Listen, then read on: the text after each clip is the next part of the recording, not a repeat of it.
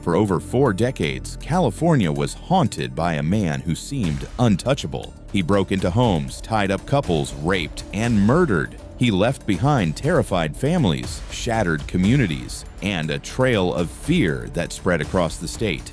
They called him the Golden State Killer. For years, police had no idea who he was, but in the end, it wasn't a detective's hunch or a lucky witness that unmasked him. It was the power of artificial intelligence. Between 1974 and 1986, the Golden State Killer struck again and again. More than 13 murders, over 50 rapes, more than 120 burglaries. His crimes spanned across California from Sacramento to Orange County. He was methodical, calculating, and terrifyingly unpredictable. Police had evidence, but no name. Leads went nowhere, and for decades the case grew colder and colder. The attacks were horrifying. He often stalked his victims for days, watching their routines, studying their homes. He slipped in during the night, armed with a gun and a mask. Couples were tied up, women assaulted while their partners lay helpless nearby. He whispered threats, proving he knew intimate details about their lives. Imagine the terror, realizing that someone had been watching you for weeks,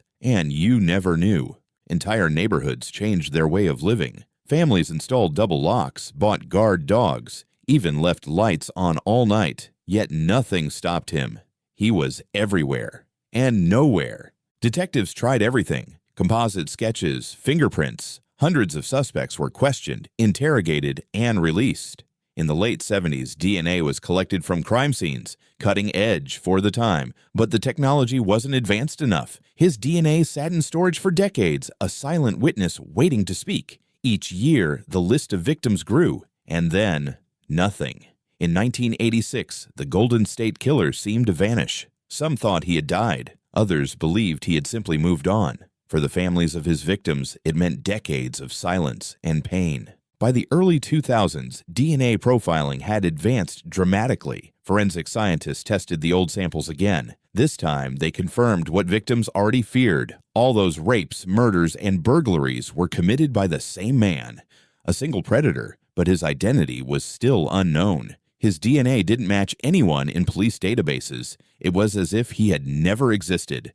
That's when investigators turned to something new: artificial intelligence, genealogy, and an open-source DNA database called GEDmatch. A radical idea at the time, one that would change forensic science forever. Investigators uploaded the killer's DNA profile to GEDmatch, a website where people upload their genetic data to build family trees. AI-driven algorithms began analyzing connections, searching not for the killer himself, but for distant relatives. Slowly, a family network began to appear. Cousins, great-great-grandparents, people who had never even heard of the Golden State Killer, but who shared strands of DNA with him. From there, genealogists, using AI-powered mapping tools, reconstructed potential family trees. It was like working backward through history, narrowing down the possibilities until one name surfaced again and again: Joseph James DeAngelo, a former police officer, a man who had once been sworn to protect the public,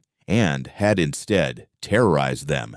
In April 2018, investigators placed DeAngelo under surveillance. They watched his suburban home, where he lived quietly as a father and grandfather. He went grocery shopping. He rode his motorcycle. He blended in perfectly with his neighborhood. Police collected a piece of trash he had thrown away. From it, they extracted DNA, and the result was undeniable: a perfect match to the crime scene samples. After decades of fear, frustration, and unanswered questions, the Golden State Killer finally had a name. DeAngelo was arrested at age 72. In court, he appeared frail, sitting in a wheelchair, but the evidence was overwhelming. In 2020, he pled guilty to 13 murders and numerous rapes, and was sentenced to life in prison without parole. For the families of his victims, it wasn't closure. Nothing could erase the pain, but it was justice. After more than 40 years, they finally knew who had stolen so much from them. And it never would have happened without technology, without DNA genealogy, AI algorithms, and the determination of investigators. Joseph DeAngelo might have died a free man. This case changed the future of law enforcement forever. How many other cold cases are waiting to be solved by the technology of tomorrow? Subscribe for more stories where AI makes the impossible possible.